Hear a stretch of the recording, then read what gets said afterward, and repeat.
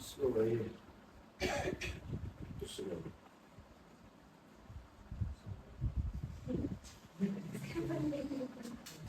अभी भी समझ नहीं आता। दे देना। अच्छा, बर्थडे बर्थडे चला है नहीं, कोई बात नहीं। बर्थडे आज बर्थडे इसका मतलब है।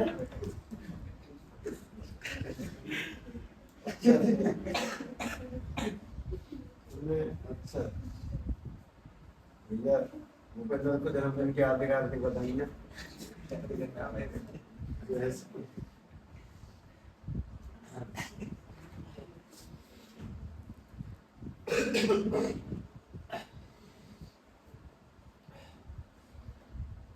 देखो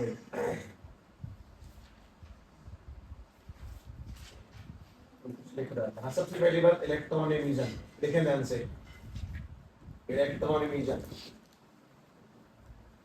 इलेक्ट्रॉन एमिशन का मतलब बहुत सारे कीवर्ड्स हैं, मतलब लिखवा रहा हूँ मैं। लिखवाने का तरीका होता है बोल के लिखवाना, एक तरीका लिख के लिखवाना। मैं तुम्हें लिख के लिखवा रहा हूँ, है ना। ध्यान से बात सुने, लगातार लाइन से लिखें। फोटो इलेक्ट्रिक इफेक्ट इतनी जल्दी नहीं आएगा, तो पहले इसी को ध्यान से समझ लें। इलेक्ट्रॉन एमिशन का मतलब क्या है? बेसिक तौर पे इलेक्ट्रॉन्स का निकलना। किससे निकलना? किसी प्लेट से निकलना, इसको इलेक्ट्रॉनिक एमिशन। तो बस उसी बात को बस डिफाइन के अंदर लिख देंगे।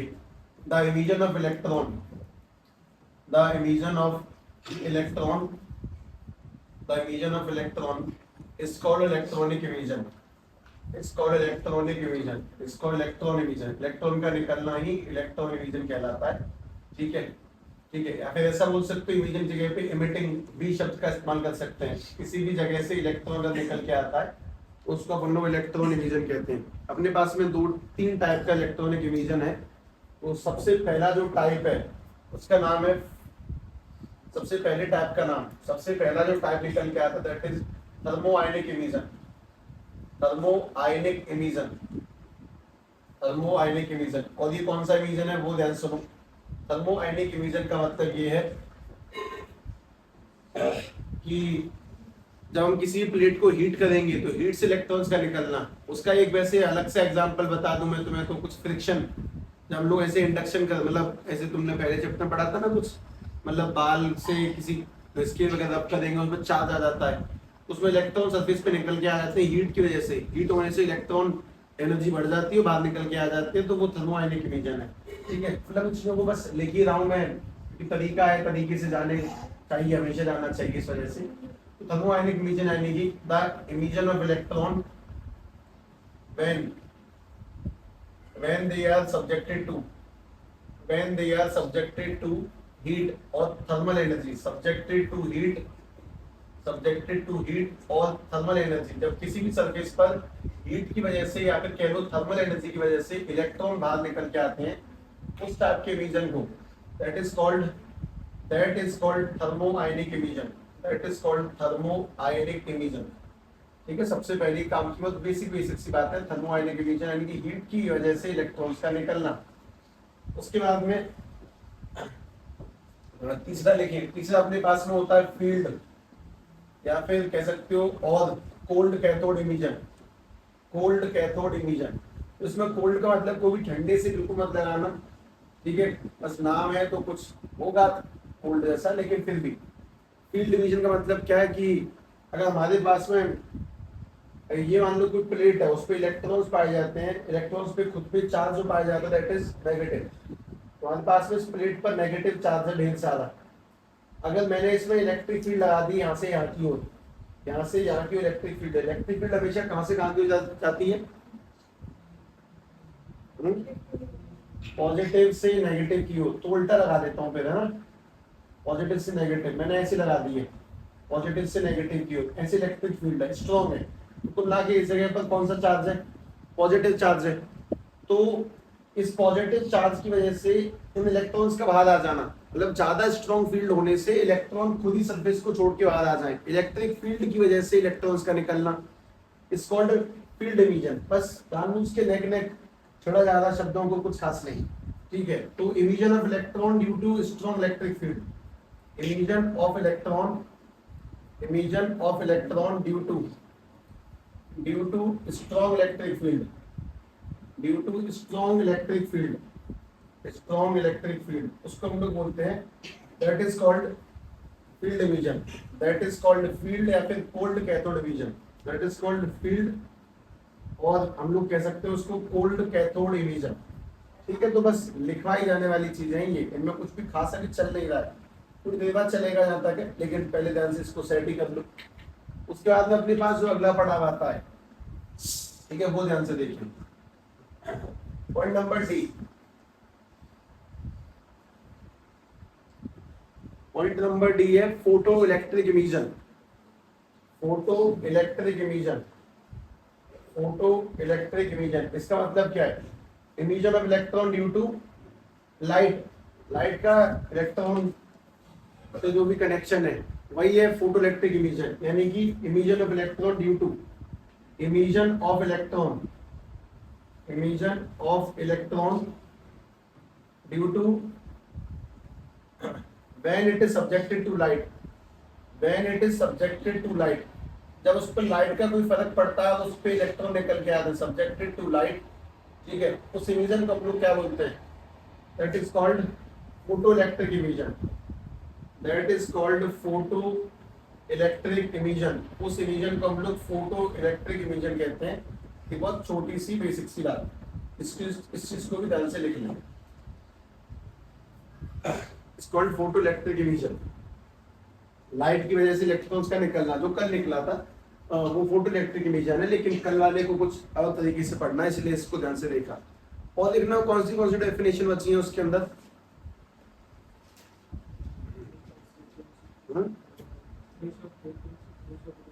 बस ये दो बचे होंगे, है ना? ध्यान से बात सुने। थ्रेशोल्ड फ्रीक्वेंसी, थ्रेशोल्ड वेवलेंथ, और बल फंक्शन तो मैंने अभी तक करा ही नहीं, सबसे पहला तो वही था। ठीक है, अब लिखता हूँ उसके नीचे बल फंक्शन। ठीक है, इसे ध्यान से लिखें। पहली बात है निकल के आती है बल फंक्शन, बल फंक्शन यानी कि फाई, बल फंक्शन यानी कि फाई। ठीक, तो बल फंक्शन बोले तो फाई, मतलब इसका क्या है वो ध्यान समझें। The minimum amount of energy required, the minimum amount of energy required by a metal surface, by a metal surface, किसी धातु के द्वारा कम से कम इतनी एनर्जी तो भैया मुझे चाहिए, मुझे कम से कम इतनी एनर्जी तो दो कि मैं इलेक्ट्रॉन को सरफेस तक भेज दूं। तो उस मिनिमम एनर्जी को हम लोग क्या बोलते हैं? Work function. The minimum amount of energy required by metal surface to emit out the electron, to emit out the electron to the surface, electron को सरफेस तक लाना, टू द सरफेस, इलेक्ट्रॉन को सरफेस तक लाने के लिए to the surface is called work function. कितनी कम से कम एनर्जी चाहिए उसको हम लोग वर्क फंक्शन कहते हैं। सबसे पहली बात तो ये ध्यान से देख लें। और वर्क फंक्शन यानी कि फाई, ठीक है, इसकी यूनिट भी ऑब्वियसली जूल होती है क्योंकि एनर्जी है ना, एक टाइप से जूल ही मानो। वो इलेक्ट्रॉन वोल्ट में नापते वो अलग बात है। एनर्जी की नापने की यूनिट तुम लोगों ने आज तक जूल देखी है, पर जूल बहुत बड़ी यूनिट है, मतलब जैसे सेंटीमीटर, मिलीमीटर, किलोमीटर में कोई फर्क है। किलोमीटर बड़ी डिस्टेंस के लिए, सेंटीमीटर कॉपी किताब की डिस्टेंस, मिलीमीटर बाल वाल की डिस्टेंस के लिए, वैसे पिकोमीटर एटम्स की डिस्टेंस, एंगस्ट्रॉन उससे भी छोटा, ऐसा कुछ ना कुछ बनता ही है। तो वैसे करके जूल एक बड़ी यूनिट है, इसीलिए हम ये जो इलेक्ट्रॉन्स की एनर्जी, लाइट की एनर्जी जो भी निकालेंगे, वो लाइट की एनर्जी किसमें निकालेंगे? ईवी में। ईवी यानी कि इलेक्ट्रॉन वोल्ट। और तुम्हें इलेक्ट्रॉन वोल्ट का ही मतलब बहुत समझ में आ जाएगा, थोड़ी देर का बस गुलाम ले ले। तो वर्क फंक्शन क्या चीज है? किसी भी धातु का मिनिमम अमाउंट ऑफ कितना रिक्वायरमेंट है कि इतना तो कम से कम दो जिससे कि उसमें सरफेस तक इलेक्ट्रॉन पहुंच जाए, that is called work function. ठीक है, उसके बाद में अगली काम की चीज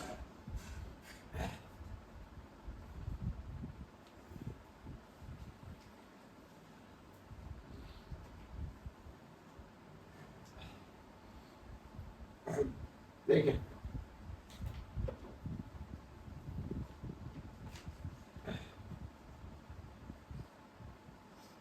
सभी लोग वर्क फंक्शन का फॉर्मूला लिखते हैं। वर्क फंक्शन का फॉर्मूला होता है, इसको अलग अलग है पर एच न्यू लगा दो, एस सी वाई लैम्डा लगा सकते हैं, और ईवी भी लिखते हैं उसको।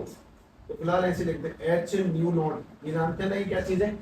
फ्रीक्वेंसी। या फिर इसको ऐसे लिख सकते हो एस सी अपॉन में लैम्डा नॉट। ये वर्क फंक्शन का फॉर्मूला एच न्यू। इसमें एच जानते सभी लोग, प्लैंक कांस्टेंट, न्यू यानी कि फ्रीक्वेंसी का, चीज का फॉर्मूला ये एनर्जी का, एनर्जी निकालने के लिए, जो कि थोड़ी सी छोटी एनर्जी होती है। अब इसी में आ जाते हैं एफ पॉइंट। एफ पॉइंट है थ्रेशोल्ड फ्रीक्वेंसी। थ्रेशोल्ड फ्रीक्वेंसी बताओ उससे क्या बोलते हैं, अभी तुम्हें लगातार रिपीटेड फॉर्म में पढ़ने को मिलेगा ये सारा सामान।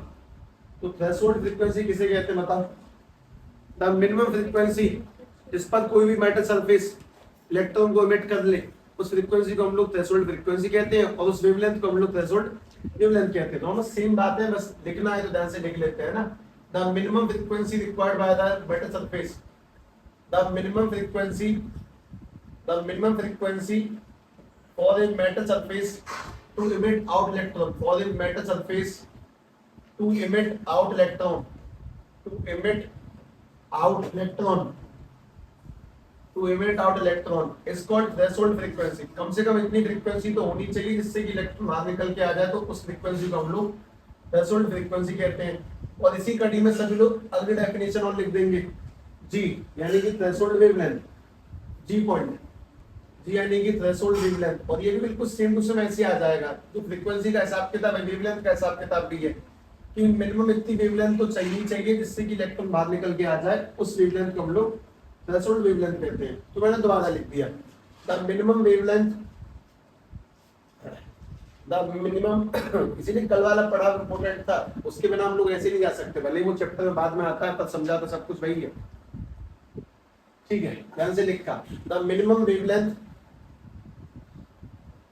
the minimum wavelength required for metal surface, required for metal surface, for metal surface to emit out electron, कितनी वेवलेंथ चाहिए कम से कम इलेक्ट्रॉन बाहर निकल के आ जाए, is called threshold wavelength, is called threshold wavelength, threshold wavelength।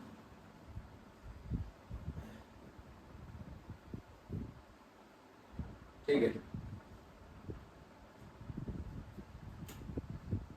और एक पन्ना तो भर गया होगा है, सारे सारे बेसिक पॉइंट है, बेसिक कीवर्ड्स है जो हम लोगों को अंदाजे से तो मतलब आने ही चाहिए हर हाल में।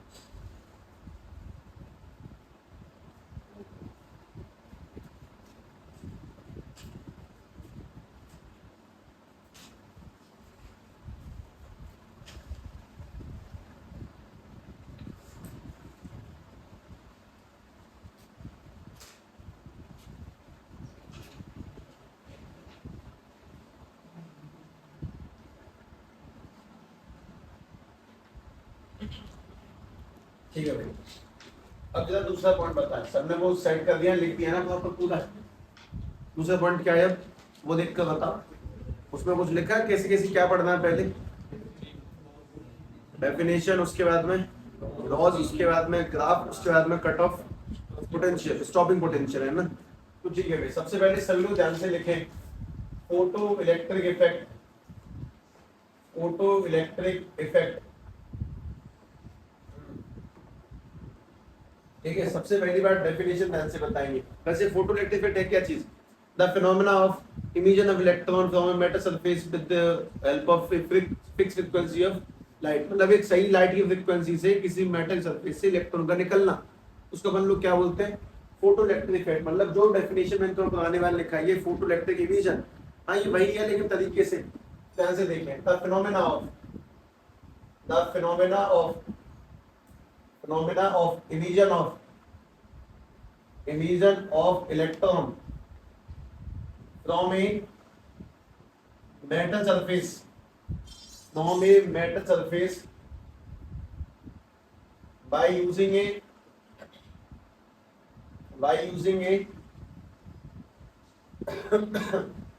light of थ्रेशोल्ड फ्रीक्वेंसी का शब्द इस्तेमाल करना, लाइट और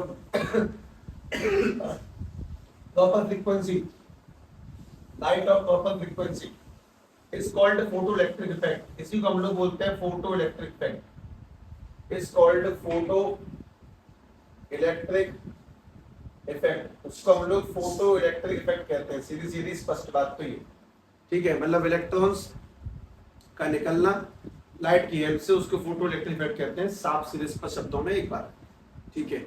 अब इसमें सबसे पहले सभी लोग डायग्राम बनाएंगे, कल वाला जो लाइव चल रहा है तुम्हारे सामने, और उसको बनाते कैसे वो ध्यान से देखना।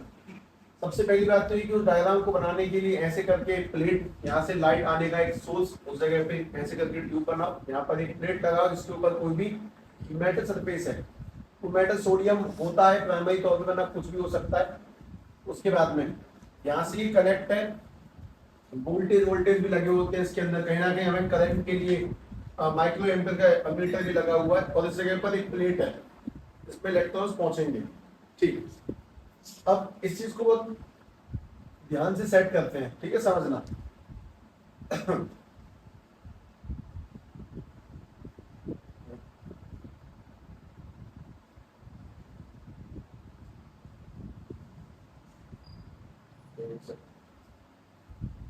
बना दो पहले से।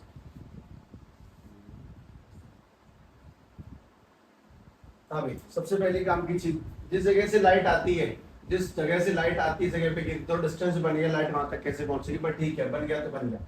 जहाँ से लाइट आती है उसको बोलते हैं अपन लोग क्वार्ट्ज विंडो, क्वार्ट्ज विंडो, ठीक। उसके बाद में ये जो प्लेट है जहाँ से इलेक्ट्रॉन निकलेगा, उसको कौन सी प्लेट बोलते हैं, मतलब पहली बार जहां पर पहुंचेगा उसको बोलते हैं अपन लोग कलेक्टर प्लेट। इसको कलेक्टर प्लेट कहने का रीजन समझते होंगे सभी लोग कि इलेक्ट्रॉन जगह पे कलेक्ट होते हैं, बस कौन सी प्लेट बोलेंगे, इमिशन प्लेट, जहां से इलेक्ट्रॉन इमिट होंगे, ठीक है, दिवाली कहलाती है emission plate.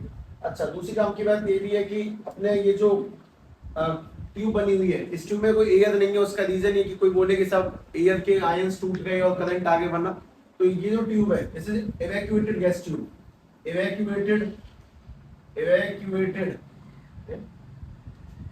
Evacuated gas tube, ठीक है।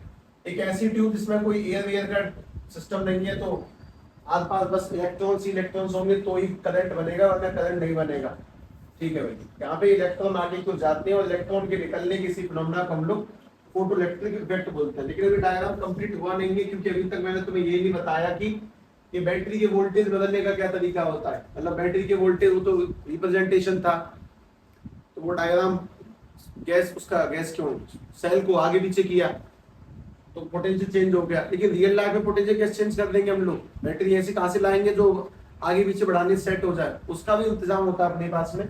हम ऐसी बैटरी को, मतलब डायग्राम तो कुछ और ही कहता है, पर मैंने जानबूझ के इस जगह पर एक चीज लगा दी है जिसका नाम है रियोस्टेट, तो मैंने यहाँ पर कुछ ऐसा सेट कर दिया है, ठीक है। इसका मतलब ये कि वेरिएबल रेजिस्टेंस है, जब इसको चेंज करेंगे तो सीधी सीधी कहानी है कि इसका पोटेंशियल भी चेंज होगा। तो इतना लगा दो, एनसीईआरटी में डायग्राम नीचे थोड़ा सा और बना हुआ पर, तो बात समझ में आ रही होगी कि ये कल वाला सिस्टम है।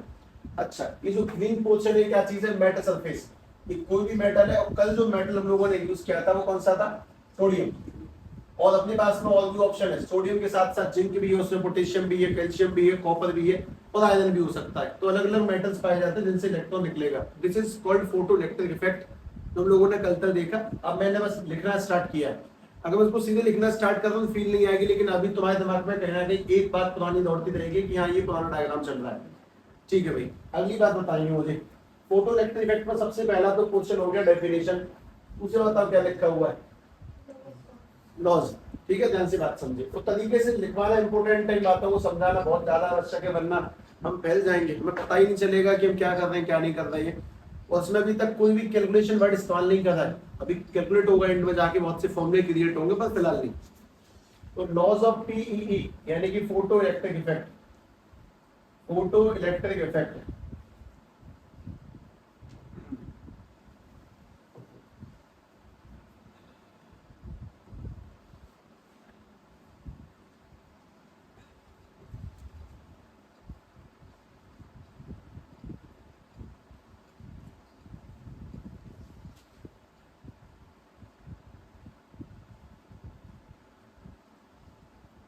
पहला नियम बहुत सिंपल, मतलब कितने वर्ड है, उसमें 5 वर्ड है, 5 शब्दों का नियम है। ठीक है, पहला लो,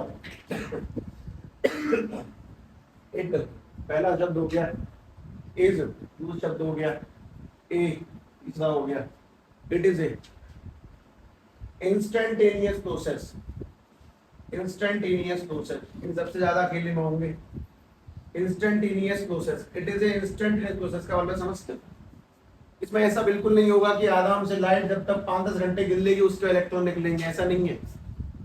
लाइट गिरेगी और इमीडिएटली इलेक्ट्रॉन निकलेंगे। ये कोई दही नहीं जम रहा है कि एक आध घंटा लग जाएगा जमने में, पहले उसके इलेक्ट्रॉन निकल के आएंगे। सीधे सीधे लाइट सीधे इलेक्ट्रॉन बाहर, डायरेक्ट 1 सेकंड में काम हो जाता है। जैसे ही लाइट गिरेगी सीधे वैसे इलेक्ट्रॉन निकलना स्टार्ट हो जाएंगे। सबसे पहली काम की बात कि ये इंस्टेंटेनियस प्रोसेस है, इमीडिएट रिएक्शन होती है, डायरेक्ट लाइट डायरेक्ट इलेक्ट्रॉन बाहर निकल के आएंगे। उसके बाद दूसरी काम की बात,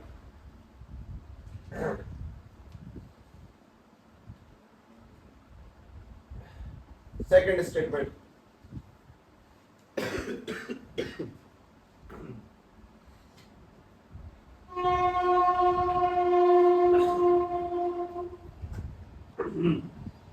हाँ दूसरी बात, तुम मुझे जरा बताओगे ध्यान से, इसमें इलेक्ट्रॉन कम निकलेंगे या फिर ज्यादा निकलेंगे, वो किस बात पे डिपेंड करेगा? लाइट की इंटेंसिटी पे। अगर ज्यादा लाइट पड़ेगी, मतलब 100% लाइट है तो 100 इलेक्ट्रॉन है, कम लाइट है तो कम इलेक्ट्रॉन है।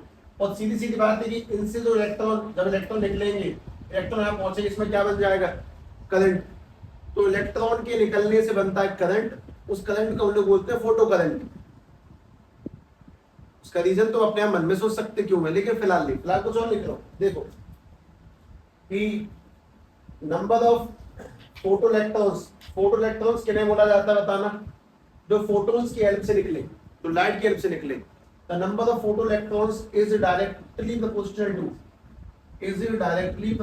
To number of photoelectrons is directly proportional to the intensity of light। जितनी ज्यादा लाइट होगी उतने ज्यादा फोटो इलेक्ट्रॉन्स निकलेंगे। सीधी सीधी बात ये। अगर फोटो इलेक्ट्रॉन ज्यादा निकलेंगे तो डायरेक्ट स्टेटमेंट ये भी, करंट भी कैसा होगा? ज्यादा होगा। ठीक है, और the current from the photo electrons, इस बात को बाद में लिखेंगे ना, अभी नहीं। तीसरा लॉ सुने, 4 बातें हैं बस इसके अंदर, 4 बातें। तीसरा law,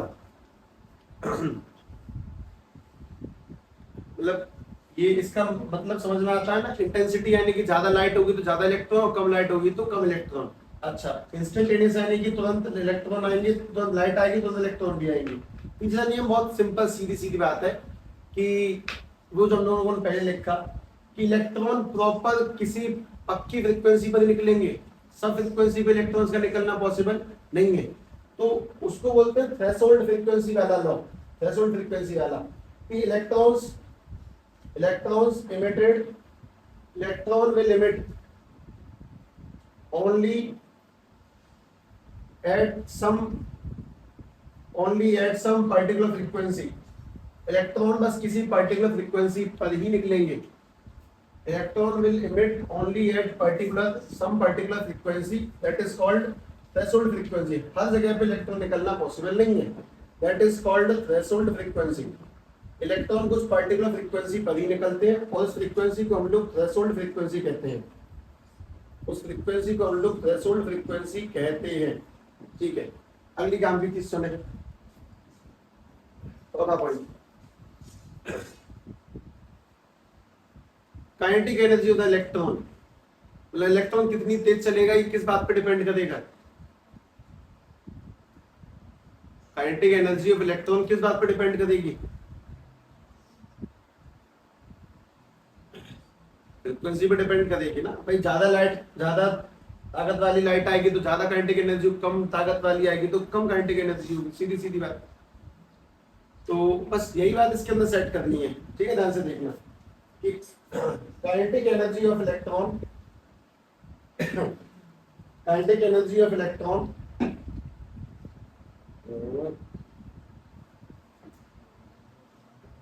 kinetic energy of electrons is directly proportional to the frequency of incident radiation। frequency of directly proportional to the proportional to the frequency of incident radiation. Frequency of incident radiation मतलब जो light गिरेगी उसकी frequency पर depend करेगी उसकी kinetic energy incident radiation along with work function. उसमें एक आदमी का रोल और होगा किसका, वर्क फंक्शन का। कैसे होगा बात की बात है, अलोंग विद वर्क फंक्शन। भाई सीधी सीधी बात मैं तुमसे कह रहा हूँ कि अगर वर्क फंक्शन अपने पास 20 जूल का, हमने 50 जूल की लाइट डाली है तो 20 तो चला जाएगा, उसको निकालने में 30 क्या बन जाएगी उसकी काइनेटिक एनर्जी। तो ये 4 नियम ध्यान रखने हैं। पहला नियम इंस्टेंटेनियस है, दूसरा जितने ज्यादा फोटॉन्स होंगे उतने ज्यादा इलेक्ट्रॉन्स होंगे। हाँ, जितने ज्यादा फोटॉन्स होंगे उतने ज्यादा इलेक्ट्रॉन्स होंगे। और उसके बाद में इलेक्ट्रॉन्स कुछ प्रॉपर फ्रीक्वेंसी पर ही निकलते हैं, उसको थ्रेशोल्ड फ्रीक्वेंसी कहते हैं। और काइनेटिक एनर्जी किस बात पर डिपेंड करेगी, इंसिडेंट रेडिएशन पर। अगर इंसिडेंट रेडिएशन की फ्रीक्वेंसी ज्यादा होगी तो काइनेटिक एनर्जी ज्यादा होगी, और कम रेडिएशन वाली एनर्जी होगी तो कम काइनेटिक एनर्जी इलेक्ट्रॉन चलेंगे। इलेक्ट्रॉन का चलना डिपेंड करेगा कि तुमने उसके ऊपर कौन सी लाइट डाली है, सीधी सीधी बात ये। अच्छा, अब इसको आगे बढ़ाने से पहले एक छोटा सा शब्द है, उसे ध्यान से देख लें। वैसे तो बहुत सिंपल शब्द है, फिर भी लिखने में क्या बताइए। शब्द का नाम है फोटो करंट। पता फोटो करंट किसे कहते हैं, what is photo current? Current due two electrons, निकले हुए इलेक्ट्रॉन्स की वजह से बनने वाले करंट को हम लोग फोटो करंट बोलते हैं। जो कि किस बात पर डिपेंड करेगा, बहुत सी बातों पर, एक सबसे डिपेंड करेगा इंसिडेंट पर, इंटेंसिटी ऑफ लाइट पर, लाइट कितनी ज्यादा आई है। ज्यादा लाइट होगी तो ज्यादा। तो डिफाइन लिखता हूं पहले तो कि the current due to photoelectrons in photoelectric emission या फिर फोटोइलेक्ट्रिक इफेक्ट। फोटोइलेक्ट्रिक इफेक्ट में जब इलेक्ट्रॉन्स निकलते हैं तो उससे बनने वाले करंट को हम लोग क्या बोलते हैं, that is called photo current. बहुत सीधे सीधे कट स्टेटमेंट एकदम कि फोटो करंट है कि ये वाला करंट जो इस वाले मीटर में बढ़ रहा था लगातार कल तक 0.11 एम्पियर, 23 एम्पियर, 45 एम्पियर, वो सब कुछ ये वाला सिस्टम था।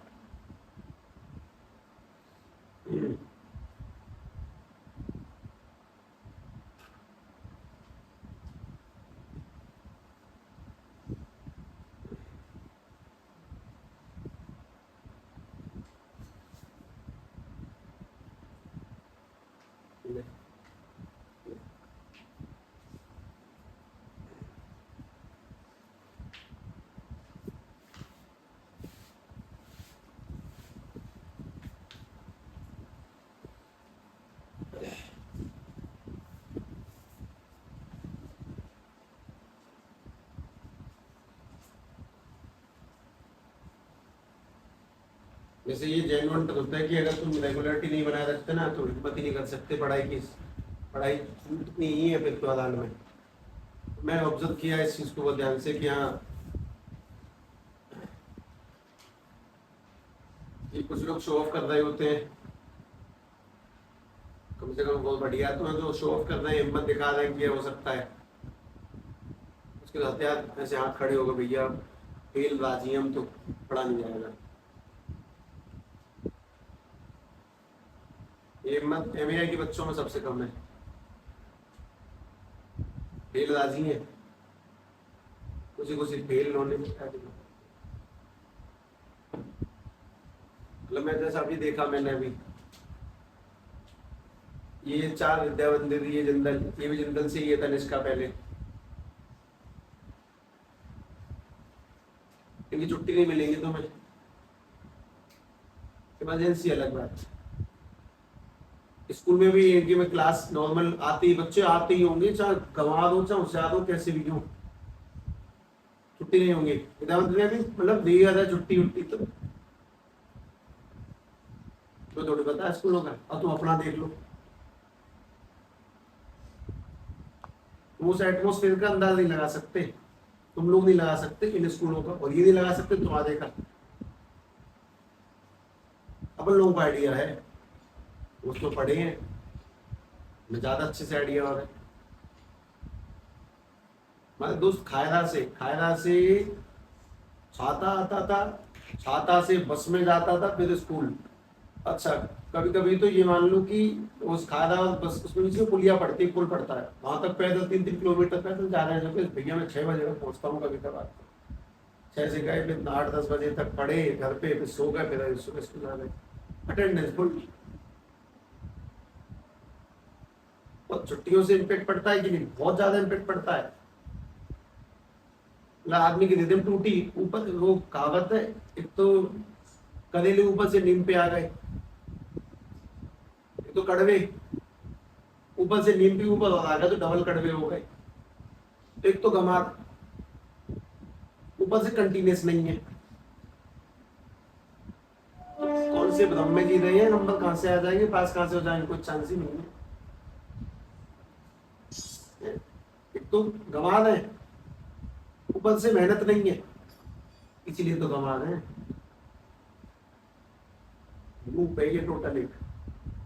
सब हम गंवार क्यों थे? क्योंकि हम रेगुलर नहीं है, रेगुलर नहीं है इसीलिए गंवार हो गए।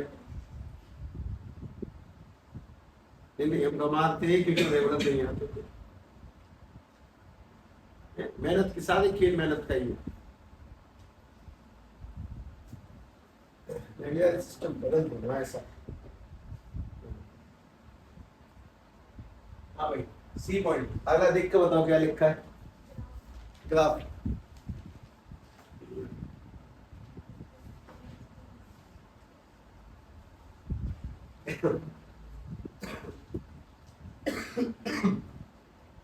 सबसे पहला ग्राफ अपने पास में कुछ है, 3 ग्राफ देखने, ध्यान समझना। वो ग्राफ में एक फॉर्मूला भी है पर मैं उसे लिखवा नहीं सकता, मैंने फॉर्मूले से कुछ छोड़ा नहीं है अभी तक, मतलब लिखवाया नहीं है, इसलिए मैं तुम्हें पहले कुछ बता देता तब बढ़िया चलता फॉर्मूला। अब आगे बताऊंगा इसके ग्राफ के खत्म होने के बाद में। सबसे पहला जो ग्राफ है वो है फोटो करंट वर्सेस इंटेंसिटी का। Photo current versus intensity of light का। Photo current versus intensity of light. पहला ग्राफ इस चीज का है, photo current versus intensity of light. तो तुम बताओ, अगर इंटेंसिटी ज्यादा होगी तो फोटो करंट भी ज्यादा होगा, लाइट का प्रकाश कम होगा तो वो भी कम ही होगा। ग्राफ कैसा बनेगा याद हो तो बता दो। लीनियर एकदम सीधा। और इंटेंसिटी 0 होगी तो करंट बिल्कुल ही नहीं होगा। भाई लाइट बंद ही कर रखी तो करंट कहां से आएगा? तो क्योंकि तुम्हें अगर एक बात मुझे समझानी है तो मैं ये समझाता हूँ कि फोटो करंट अगर पहले लिखा है तो उसको y एक्सिस पर लिखो फोटो करंट, और इंटेंसिटी बाद में लिखी है तो उसको तुम नीचे लिखो इंटेंसिटी।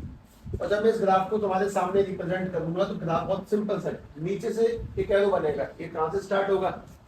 0 से ही होगा, ध्यान रखें, क्योंकि 0 तुम्हें बात समझा देगा, बहुत सिंपल सटीक स्पष्ट अच्छी कि अगर इंटेंसिटी 0 है तो करंट भी 0, और अगर इंटेंसिटी ज्यादा है तो करंट भी ज्यादा। तो पहले तो इस चीज को ध्यान सेट करो, उसके बाद में अगला ग्राफ लिखें।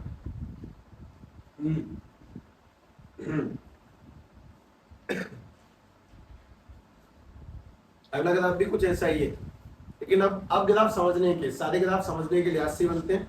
देखना अगला जो ग्राफ है वो भी फोटो करंट वर्सेस इंटेंसिटी का ही है। फोटो करंट वर्सेस इंटेंसिटी का नहीं है। करंट तो तुम समझ गए कि वो करंट उस मीटर में दिखाई देता, पॉइंटों में वो current. Photo current versus potential का ग्राफ है, potential. Photo current versus potential का ग्राफ, ठीक है। एक काम की बात सुने, अगर आगे वाली प्लेट का पोटेंशियल ज्यादा है तो आगे वाली प्लेट कौन सी कहलाती है? Collector plate potential. आगे वाली अगर पॉजिटिव है तो इलेक्ट्रॉन की स्पीड तेज होगी। भाई सीधी सीधी बात, मैं तुमसे कुछ ऐसा कह रहा हूं कि अगर इस वाली प्लेट का, कलेक्टर प्लेट का पोटेंशियल ज्यादा है, इसका positive potential positive positive positive है, तो इलेक्ट्रॉन को तेजी से खींचेगी, तेजी से खींचे इलेक्ट्रॉन तेज तेज दौड़ेंगे, बड़ी दौड़ेंगे। अगर पुरानी वाली का पोटेंशियल ज्यादा होगा, ये पॉजिटिव बनेगी, तो इलेक्ट्रॉन की स्पीड स्लो हो जाएगी। और एक पॉइंट ऐसा आएगा जब ये इलेक्ट्रॉन को भागने ही नहीं देगी, तो ये पोटेंशियल गिराने वाला पॉइंट है, ये पोटेंशियल बढ़ाने वाला पॉइंट है। ये जो पोटेंशियल गिरता है इसको बोलते हैं रिटार्डिंग पोटेंशियल, रिटार्डिंग, पिछला पुराने पीछे वाला पोटेंशियल। और ये जो बढ़ता है इसको बोलते हैं कलेक्टर प्लेट पोटेंशियल। तो मैं कुछ यहाँ ग्राफ ऐसे बनाने के चक्कर में वो बना के देखना। हमारे पास में ये ग्राफ बनेगा जिसमें ये तो है भाई पोटेंशियल, यानी कि वोल्ट, बैटरी के वोल्ट, पोटेंशियल, और ये है photo current, this is photo current. एक तो बैटरी के वोल्ट है और ये फोटो करंट। तो ये जो पोटेंशियल है, आगे वाला जो पोटेंशियल है वो है कलेक्टर प्लेट का पोटेंशियल, कलेक्टर प्लेट का पोटेंशियल, ठीक। और दूसरा जो पोटेंशियल है पीछे वाला वो है retarding potential, retarding potential, retarding potential,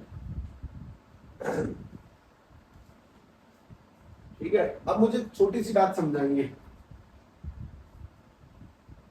मतलब पीछे वाला पोटेंशियल बढ़ेगा तो करंट कैसा हो जाएगा, जीरो।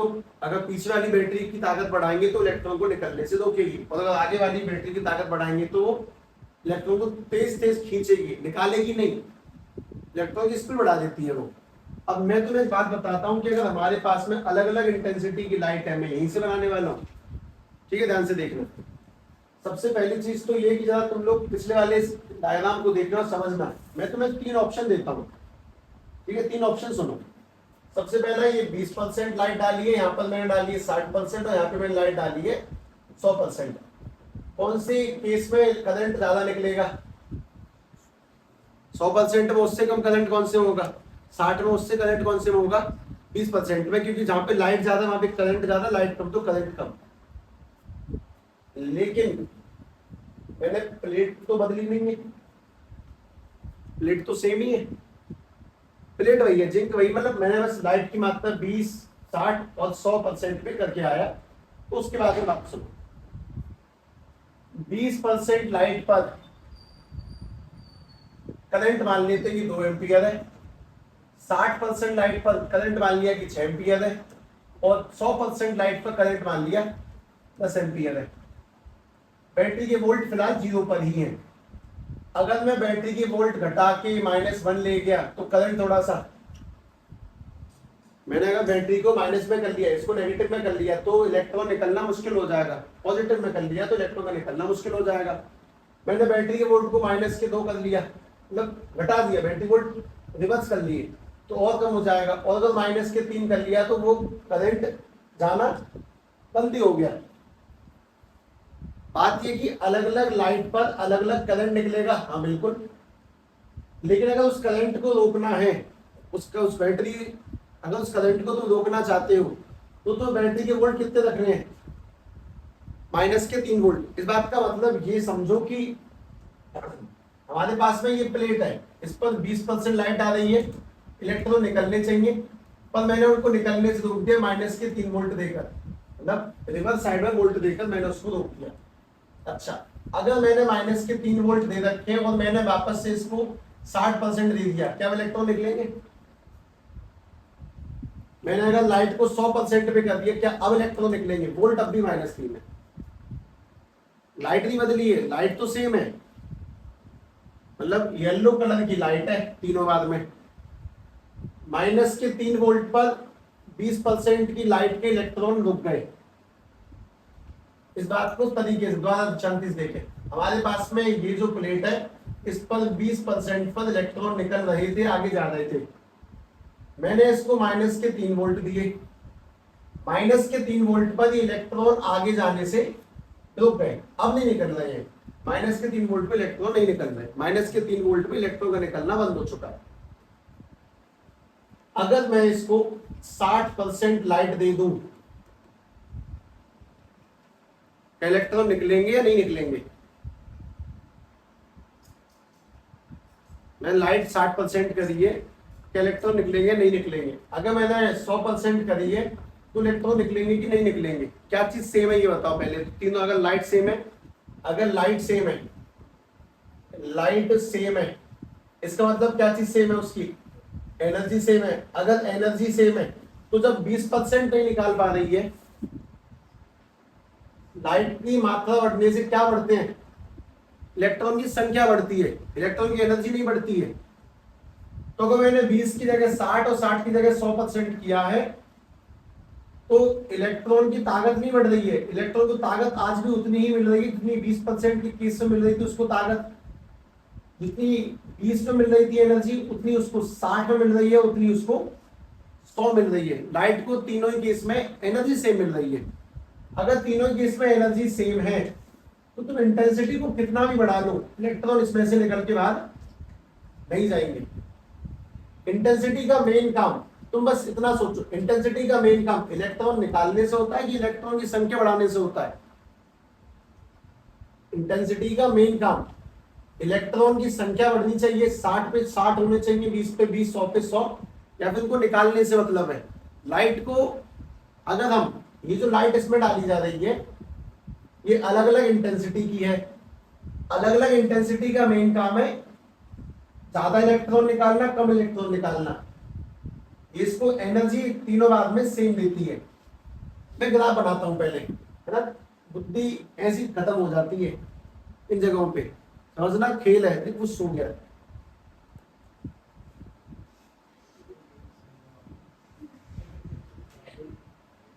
अब जितनी देर मैंने बोला उसको वैसे तो पता ही होगा ही नहीं, तुम्हें कौन सा पता, पर और पे चढ़ गए। ध्यान से बात सुने,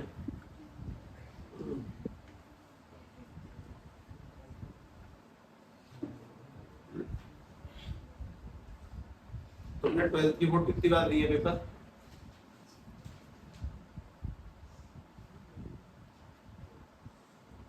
पहले दे चुका है क्या?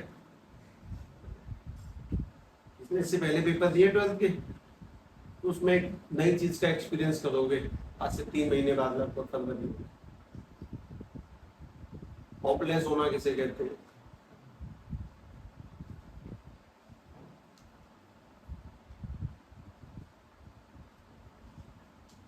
होपलेस का मतलब हाथ पांव फूलना।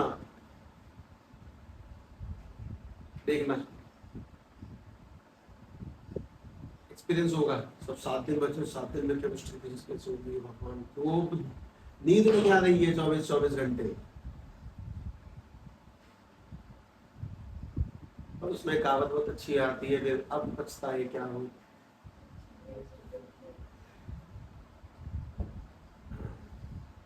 मुझे लगता है तुम्हें नींद ज्यादा आती है, मुझे क्यों नहीं आती? मेरे आई डोंट नो, मैं लेट सोता हूँ, टाइमली करता हूँ, ज्यादा बिजी रहता हूँ, ज्यादा पढ़ाता हूँ, ज्यादा बोलता हूँ।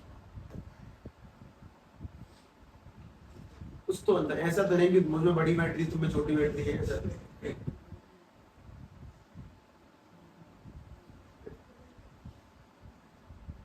ढूंढे, इसका जवाब ढूंढे यार, आई डोंट नो।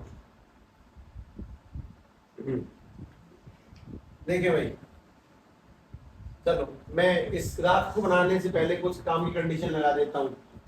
अलग अलग इंटेंसिटी है, कुछ बातें लिख रहा हूँ, तो इंटेंसिटी अलग अलग है, तो सीधी बात है कि करंट भी कम ज्यादा होगा, कम इंटेंसिटी पे कम करंट, ज्यादा इंटेंसिटी पे ज्यादा करंट, तो डिफरेंट करंट मिलेगा। तो डिफरेंट करंट मिलेगा, डिफरेंट करंट मतलब लेस इंटेंसिटी पे लेस करंट, लेस इंटेंसिटी पे लेस करंट, और मोर इंटेंसिटी पे ज्यादा इंटेंसिटी पे ज्यादा करंट मिलेगा। इंटेंसिटी कम ज्यादा करिए, लाइट सेम है, अगर लाइट सेम है तो उसकी एनर्जी भी सेम है।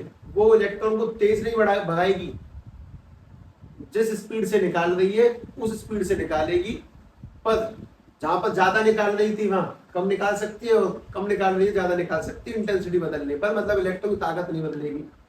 इसका मतलब ये कि पोटेंशियल कैसा रहेगा सबका, सबका जो स्टॉपिंग पोटेंशियल वो कैसा रहेगा, सेम। अगर 3 वोल्ट पे 20% के इलेक्ट्रॉन रुक सकते हैं, तो अगर 20% लाइट के इलेक्ट्रॉन को 3 वोल्ट पे रोक सकते हैं, तो 60% के भी 3 वोल्ट पे रुक जाएंगे, 100% के भी 3 वोल्ट पे रुक ही जाएंगे हर हाल में। इसका मतलब ये कि सबका जो स्टॉपिंग पोटेंशियल है माइनस के वी नॉट वो सेम रहेगा, लेकिन 20% की लाइट अलग करंट देगी, 60% पे करंट ज्यादा होगा, 100% पे करंट और ज्यादा होगा। दिस इज I1, I2 और I3, यानी कि करंट का कम ज्यादा होना, यानी कि I3 ग्रेटर होगा I2 से और I2 ग्रेटर होगा I1 से। अब बहुत सिंपल बात ये कि क्या हमें इस बात का मतलब पता है कि मैंने ग्राफ में क्या बनाया, ये क्या चीज है, ये I1, I2, I3 क्या चीज है? फोटो करंट है, क्योंकि करंट बना हुआ है। इस बात का क्या मतलब है, उस मतलब को एक बार दोबारा से देख ले वापस से।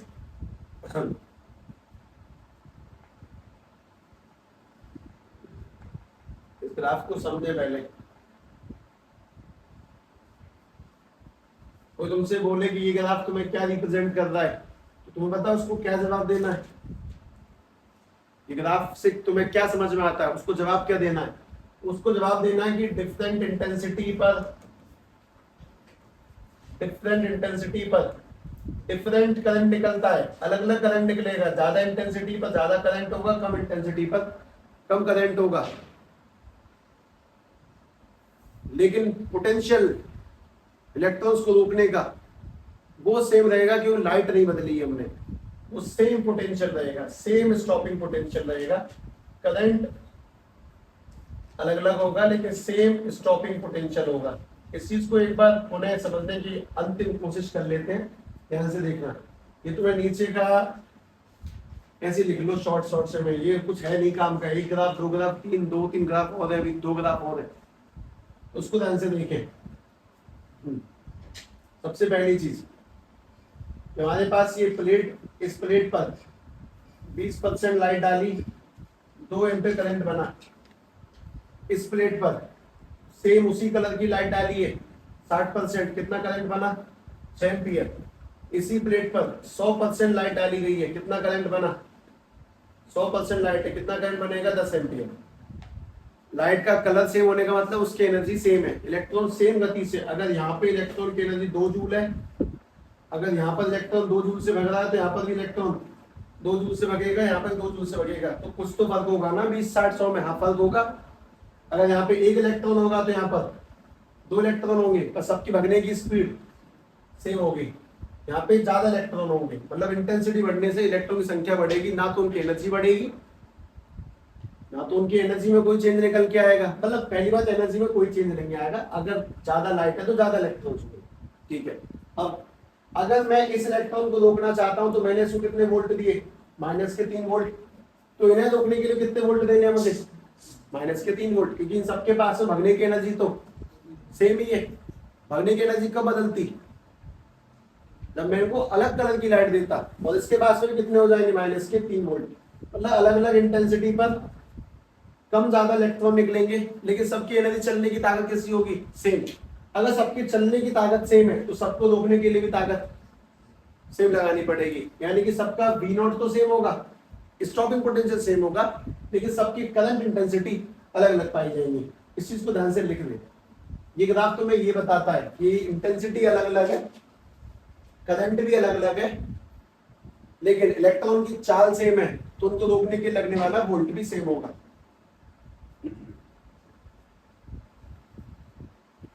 इन दो डंडों के बिना ये कंसेप्ट क्लियर नहीं हो सकता। ये कंसेप्ट खतरनाक है, अच्छा कंसेप्ट है, बढ़िया खेल है।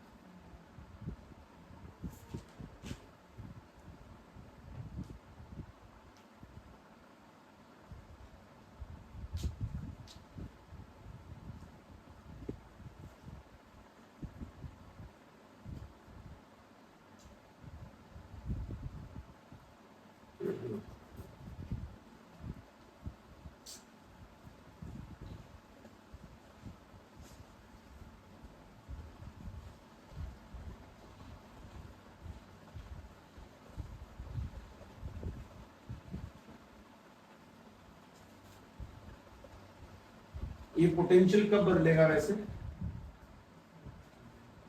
जब लाइट अलग होगी, क्योंकि अलग लाइट होगी तो अलग ताकत से भागेंगे, अलग ताकत से भागेंगे तो अलग अलग रुकना पड़ेगा। अगर लाइट को चेंज किया जाएगा, साहब यहाँ पे रेड लाइट है, यहाँ पे ग्रीन लाइट है, यहाँ पे ब्लू लाइट है, तो सबकी भगने की स्पीड भी अलग अलग होगी, तो सबको रोकने के वोल्ट भी। लेकिन फिलहाल क्या चीज बदली गई है? इंटेंसिटी। इंटेंसिटी बदली मतलब क्या चीज सेम है? चलने की गति सेम है। अगर चलने की गति सेम है तो इनके रोकने की गति भी सेम होगी, सीधी सीधी बात ये। मैं तीसरा ग्राफ बना देता हूँ, समझाऊंगा नहीं, पर बना लो। तीसरा ग्राफ भी ऐसे ही बनाएंगे, फोटो करंट वर्सेस पोटेंशियल, सब कुछ ऐसे ही आना है। पर ध्यान रखना, ये ग्राफ कब बनाया है? इस वाले गेम में। अगले ग्राफ को भी सुने। तीसरा आप बस से लिख दो, photo current versus potential. Photo current versus potential, इस चैप्टर में ये ग्राफ ही है जो कुछ है, ध्यान रखें। तो अभी ऐसा लग रहा होगा ग्राफ थोड़ी पढ़ने होते हैं, अपने आप को लगाया मत करो जब कुछ चीजें जानते रहेंगे।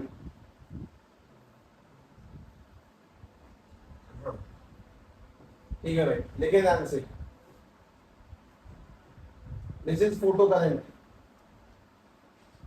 Example photo current. यहाँ पर वही कलेक्टर प्लेट का पोटेंशियल।